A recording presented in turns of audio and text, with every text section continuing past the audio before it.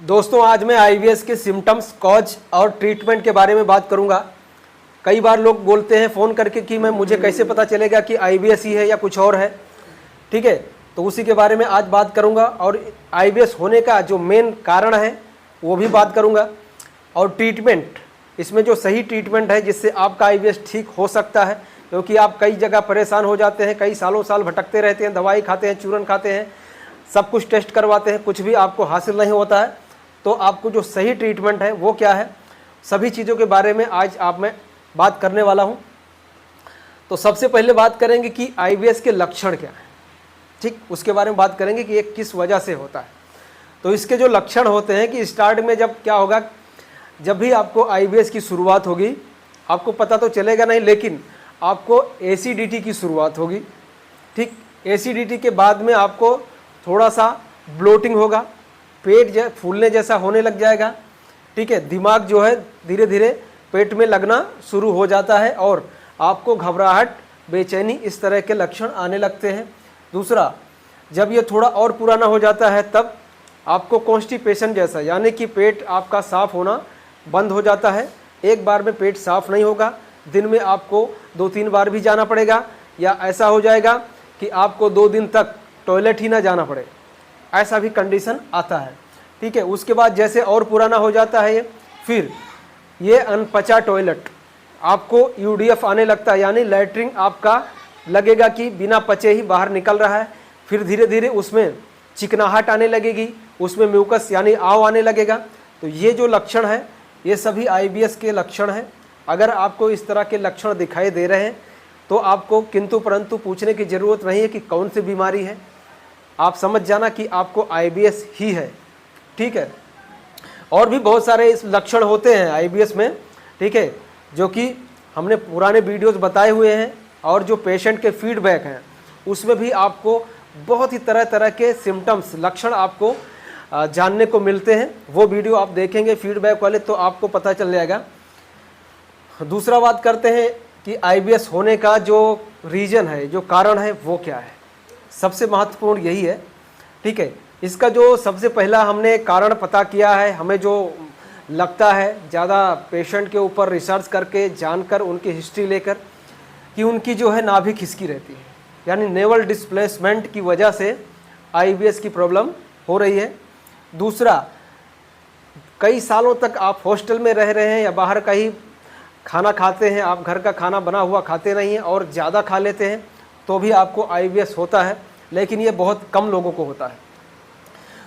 तीसरा जो है कि आप अगर ज़्यादा मास्टरबेशन करेंगे, ज़्यादा हस्तमैथुन करेंगे तो भी आपके नाभि के नीचे का एरिया कमज़ोर होगा। उसके बाद आप 5 किलो या 10 किलो भी वज़न सुबह खाली पेट उठाएंगे, आपकी नाभि खिसक जाएगी, आपको पता नहीं चलेगा। धीरे धीरे ऊपर के जो मैंने लक्षण बताए वो आने शुरू हो जाएंगे। ठीक, तो ये भी एक कारण है। और वेट लिफ्टिंग, अगर आप ज़्यादा वज़न उठाने का भी काम करेंगे या आप बिना बेल्ट लगाए आप जिम वगैरह करेंगे, कुछ ऐसा काम कर रहे हैं कि आपको वेट लिफ्ट करना ही पड़ता है, या किराना के स्टोर में काम करते हैं, कोई सुपर स्टोर में काम कर रहे हैं, या कुछ ऐसा काम कर रहे हैं लॉजिस्टिक में जिसमें आपको वेट उठाना ही पड़ता है, तो फिर आपको चांस है कि आपको आईबीएस की बीमारी होगी। वो भी जब वेट आप लिफ्ट करेंगे तो नाभि आपकी खिसकेगी, उसके बाद ही ये सारे सिम्टम्स आपको आने शुरू हो जाते हैं। ठीक है, और जो चौथा कारण है वो है टाइफाइड। टाइफाइड का बुखार जब होता है किसी भी को, तो छोटी आंत में इन्फेक्शन हो जाता है, और ये इन्फेक्शन जो है अगर आपको अच्छे से ट्रीटमेंट ना दिया गया हो, उस टाइम पे आपने दवाई का कोर्स पूरा ना किया हो, तो जो बैक्टीरिया होते हैं वो धीरे धीरे हमारी छोटी आंत में फैल जाते हैं और वहाँ पर इन्फेक्शन पैदा कर देते हैं। धीरे धीरे आपको नले पड़ जाते हैं, नाभि के बिल्कुल नीचे आपको दर्द होना शुरू हो जाता है। खाने के बाद में आपको यहाँ पेट में जलन होती है, दिन में भी आपको जलन होती रहती है, शरीर में भी कई बार ऐसा लगेगा कहीं चींटी दौड़ रही है, कहीं कुछ दौड़ रहा है। तो ये हमारा जो ब्लड है धीरे धीरे एसिडिक होने की वजह से ये सारे लक्षण होने लगते हैं। तो ये भी एक टाइफाइड भी है कारण, कि टाइफाइड होने के बाद साल बाद, 2 साल बाद आपको आईबीएस वाले लक्षण जो हैं दिखाई देने लगते हैं। ठीक है, और अब इसके ट्रीटमेंट की बात करते हैं। तो मैं मेरे एक्सपीरियंस के हिसाब से बताता हूँ कि क्यों मैंने भी लगभग 5 साल तक आईवीएस को झेला था। तो सब कुछ कराया, एलोपैथी, सबसे पहले इंसान एलोपैथी में जाता है, सारे टेस्ट करवाएगा, एंडोस्कोपी करवाएगा, कोलोनोस्कोपी करवाएगा।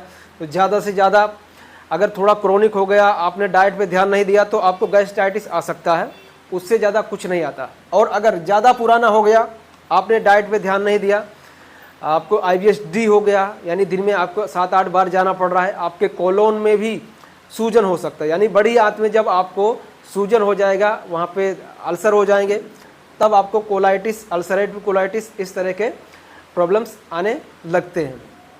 ठीक है, तो जो ट्रीटमेंट की बात मैं कर रहा था कि भाई हमने एलोपैथी करा लिया, होम्योपैथी भी खा लिया 2-2.5 साल, फिर आयुर्वेदिक भी करा लिया 1-1.5 साल। उसके बाद जब लास्ट में न्यूरोथेरेपी का ट्रीटमेंट मिला, उसके बाद से ही हमको लगा कि भाई इससे हम ठीक हो सकते हैं। फिर इसको 1-2 महीना तक कंटिन्यू हमने लिया ट्रीटमेंट। हमारी आंतों की सूजन ठीक हुई, नाभि भी सेट हुई, और धीरे धीरे जो ऊपर वाले सिम्टम्स है कि खाया पिया नहीं लगना, अनपचा टॉयलेट आना, पेट में गुड़गुड़ गुड़गुड़ की आवाज़ आना, खाने के बाद पेट भारी हो जाना, वो सारे लक्षण धीरे धीरे कम होने लगते हैं। ठीक है, और अनपचा टॉयलेट आना, वो सारे लक्षण आपके जैसे जैसे कम होने लगेंगे। ठीक है, नाभि अपनी जगह पर रुकने लगेगी, आपका वेट धीरे धीरे गेन होने लगता है। ठीक है, तो हम लोग ये न्यूरोथेरेपी में सबसे पहले काम यही करते हैं कि आपके आंतों की सूजन को ठीक करने के लिए एंटी इन्फ्लामेशन ट्रीटमेंट्स, अगर अनपचा टॉयलेट आ रहा है तो यूडीएफ ट्रीटमेंट, कॉन्स्टिपेशन है तो एलएसटीएफ ट्रीटमेंट, और अगर जलन होता है, आपको ब्लड आपका एसिडिक है, एसिडिटी रहती है, तो फिर एटीएफ ट्रीटमेंट। तो ये सारे ट्रीटमेंट का फॉर्मूला बनाकर लगभग घंटा 1-1.25 घंटे हम एक थेरेपी देते हैं, तब जाके रिजल्ट आपको मिलता है। फिर भी कई बार लोग आते हैं 2-4 दिन 10 दिन देखते हैं कि भाई कुछ आ रहा है, रिजल्ट नहीं आ रहा है, तो उसके चक्कर में क्या होता है कि देखने के लिए नहीं आना है। अगर आपको मैं भी रिक्वेस्ट कर रहा हूँ कि अगर आप ठीक होना चाहते हैं तो आपको ट्राई करने के लिए मेरे पास तो नहीं आना है। आपको अगर ठीक होना है तभी आप आइए, ठीक, क्योंकि हम जो मेहनत करते हैं वो मेहनत हमारे लिए बहुत इंपॉर्टेंट है। क्योंकि अगर आप 2-4 दिन में, 10 दिन में अगर आप ट्रीटमेंट स्किप करके छोड़ के चले जाते हैं तो आप अपने पैरों पर कुल्हाड़ी तो मार लेते हैं, लेकिन साथ साथ आप हमको दुखी करके चले जाते हैं। तो हमारी कोशिश ये रही कि हमें आपको रिजल्ट दें, लेकिन आप 2-4 दिन रुके, 10 दिन रुके, सिर्फ देखें कि कुछ हो रहा है कि नहीं हो रहा है, तो कुछ होगा तो कर। देखिए, सबसे पहले बता देता हूँ कि 8 से 10 दिन अगर आपको कॉन्स्टिपेशन बहुत भयंकर है तो 8 से 10 दिन तो आपको कुछ भी पता नहीं चलने वाला है। ठीक, उसके बाद ही जैसे बॉडी आपकी न्यूट्रल होगी ट्रीटमेंट देते देते, उसके बाद से आपको रिजल्ट देखना शुरू होता है। ठीक, ये सारी कहानी जो है IBS में होती है। दूसरा, न्यूरोथेरेपी से आपका ट्रीटमेंट हम लोग करते हैं, सूजन ठीक करेंगे, नाभि भी सेट करेंगे। ठीक है, दूसरा डाइट बहुत इंपॉर्टेंट है। अगर डाइट आपका ठीक नहीं है तो आपका जो IBS है धीरे धीरे धीरे धीरे बढ़ता चला जाएगा, और एक दिन ऐसा होगा कि आप वज़न बढ़ाने के चक्कर में वज़न आप गिरा लेंगे। यानी कई बार हमें ऐसा लगता है कि वेट हमारा लॉस हो रहा है, वज़न कम हो रहा है, तो हमें कुछ ना कुछ खाना चाहिए।